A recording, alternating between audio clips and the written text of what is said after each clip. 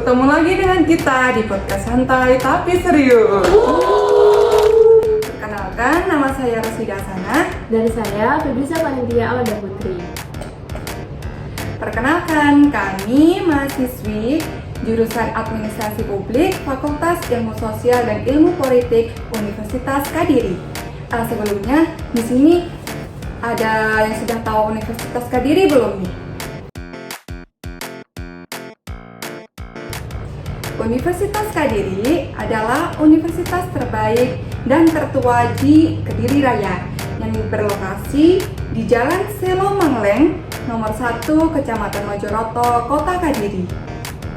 Kampus yang berdiri sejak tanggal 28 Juli 1980 yang memiliki 6 fakultas, diantaranya ada Fakultas Hukum, Fakultas Ilmu Sosial dan Ilmu Politik, Fakultas Pertanian, Fakultas Ekonomi, Fakultas Teknik, dan Fakultas Ilmu Kesehatan. Beserta 23 program studi unggulan untuk diploma, sarjana, profesi, dan pascasarjana. Tak hanya itu, Universitas Kediri memiliki 39 MOU dari 15 negara, serta lebih dari 150 perusahaan atau instansi, sehingga kita dapat merasakan perkuliahan dengan dosen luar negeri. Keren banget ya. Tuh. Ada banyak loh keuntungan menjadi mahasiswa Universitas Kediri. Di antaranya, beasiswa pendidikan dalam dan luar negeri, perkuliahan dengan dosen luar negeri, networking alumni di perusahaan dan instansi ternama, kesempatan menempuh perkuliahan di luar kampus 3 semester atau program MBKM. Kemudian ada juga nih rekognisi pembelajaran lampau dan juga student exchange program beserta inkubator entrepreneurship dan perpustakaan dengan jurnal nasional dan internasional. Dan tahu nggak kalau biaya kuliahnya itu sangat terjangkau loh. Oh iya? SPP dan DPP-nya itu bisa diatur. Wah, ini yang dicari. Dan yang paling penting lagi nih, di Universitas Kediri itu memiliki JPC, yaitu Job Placement Center, yang membantu kita untuk mengetahui di mana tempat yang tepat dalam bekerja dan berkarya. Fasilitasnya juga ada banyak loh. Ada gedung olahraga, ada lab komputer, ada lab bahasa, ada tempat ibadah, galeri investasi, dan lain sebagainya. Universitas Kediri akan mengantarmu meraih mimpi. Kampus Kediri berkarakter, kompeten, dan unggul yang bersaing internasional.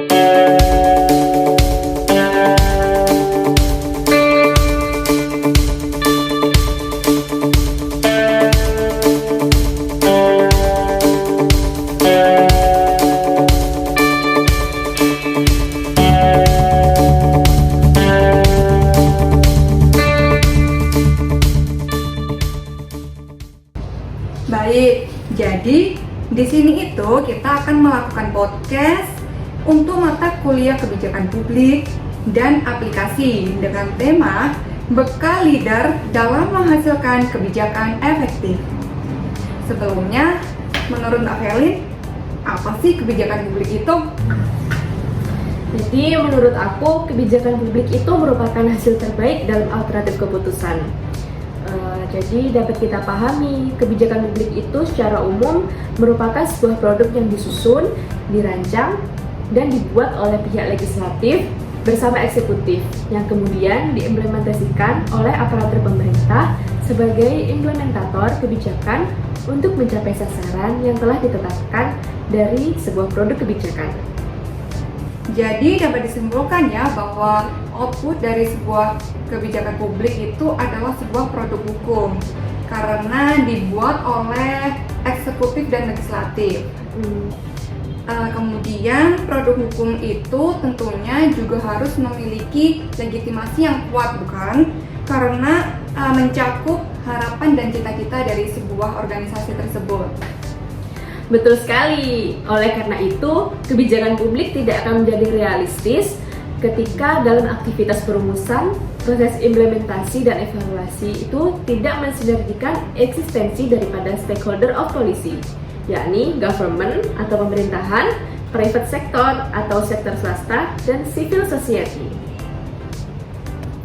Jadi peran eksekutif atau pimpinan dalam sebuah keberhasilan di kebijakan ini sangat mempengaruhi ya, sangat berdampak besar gitu. Karena tanpa adanya keputusan dari pimpinan, maka tidak ada kebijakan yang muncul juga seperti itu ya. Nah, betul banget. Maka dari itu, seorang pemimpin harus memiliki karakteristik yang baik dan memiliki kemampuan yang menunjang.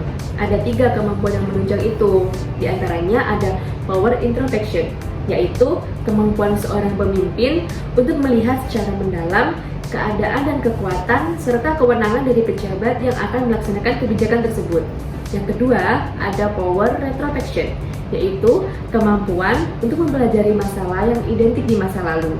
Yang ketiga, ada feasibility, yaitu kemampuan melihat ke depan dan membuat konfigurasi, wujud dan bentuk keadaan yang diinginkan berdasarkan data, konsep, serta realitas yang ada. Kebetulan pas banget nih, kita kan berasal dari Blitar. Di sini kita akan mengambil contoh kepemimpinan dari seorang yang sangat luar biasa, yang sangat berjasa bagi negara kita, yang bukan lain adalah seorang proklamator, yaitu Bapak Insinyur Soekarno.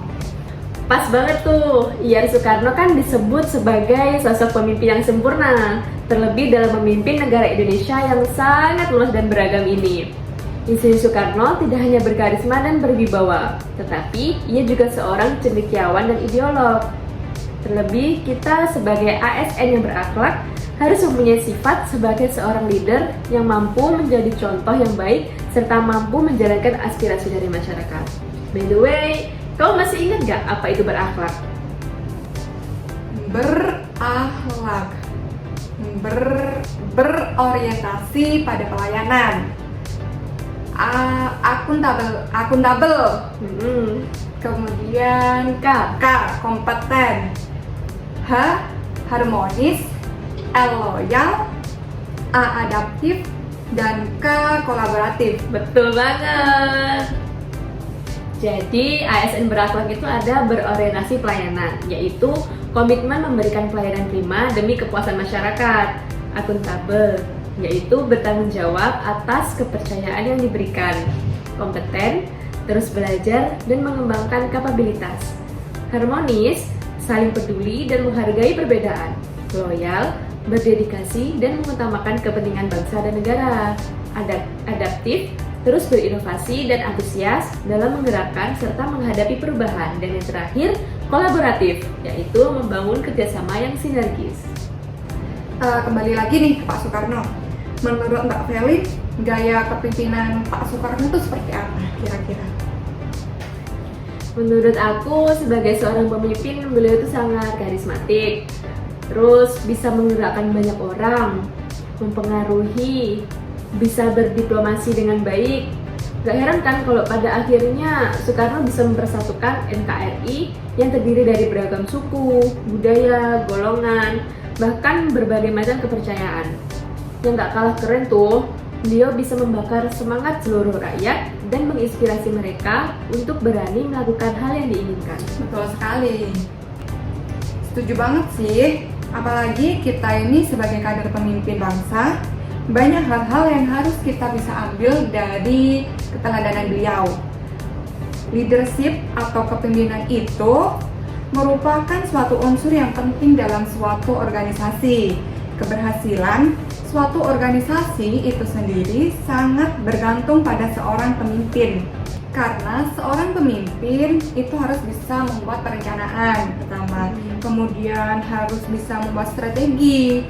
Dan setelah kita membuat strategi, tentunya sebuah pemimpin harus bisa membimbing dan menggerakkan anggotanya untuk mencapai tujuan tersebut. Coba kalau pimpinannya cuek, acuh, apalagi kalau gampang emosian. Mau jadi apa kita coba? Bener banget, jadi apa kita kalau punya pemimpin kayak gitu ya? Karena pimpinan yang baik itu harus bisa membangun hubungan baik dengan stafnya, kemudian bisa mengayomi, memberi contoh, dan jangan sampai membeda-bedakan gitu kan antara satu dengan yang lain gitu. Harus sama rata gitu, jangan dikasih orang itu. Kalau lingkungan kerja positif, pasti mudah bagi kita untuk bekerja, pasti mendapat banyak motivasi, dan juga di sisi lain karakter orang tuh berbeda-beda gitu kan. Sebagai seorang staff, kita pun juga jangan egois gitu, juga harus bisa mengenali betul berbagai karakter pimpinan yang juga berbeda-beda pula. Itu sih yang harus kita terapkan pada calon pemimpin ke depannya. Pas banget tuh, sekarang kan lagi ada seleksi penerimaan calon ASN yang terdiri dari CPNS dan P3K. Jadi sebagai calon ASN yang nantinya jadi pemimpin, harus paham bagaimana menjadi seorang leader yang baik dan bisa bertanggung jawab. Nilai-nilai kepemimpinan harus ditanamkan sejak dini. Diharapkan nih, buat para calon ASN dan ASN ke depannya, saat nanti suatu saat kita menjadi seorang pemimpin, kita harus bisa memberi dorongan dan juga motivasi kepada anggota kita supaya bisa meningkatkan kinerja. Selain itu, kita juga harus bertanggung jawab atas apa yang kita kerjakan. Selain itu, seorang pemimpin harus juga bisa menyampaikan informasi kepada bawahan agar selalu update mengenai informasi-informasi terbaru. Pemimpin juga harus bisa berkomunikasi dengan baik supaya mampu menerima informasi dari bawahan dan juga menganalisa informasi. Jangan hanya mengkritik, seorang leader harus mau dikritik oleh bawahannya. Betul banget. Karena kritikan tersebut bisa menjadi motivasi untuk lebih baik lagi ke depannya. Betul. Jadi kesimpulan pada bincang santai hari ini yaitu jadilah pemimpin yang bisa menjadi contoh dan mampu memotivasi serta mengajak orang lain untuk ke arah yang lebih baik, lebih positif untuk kemajuan bersama. Nah, setuju banget nih apa yang disampaikan sama Oci. By the way, nggak terasa banget ya, ini udah saatnya kita untuk pamit undur diri. Wassalamualaikum warahmatullahi wabarakatuh. See you.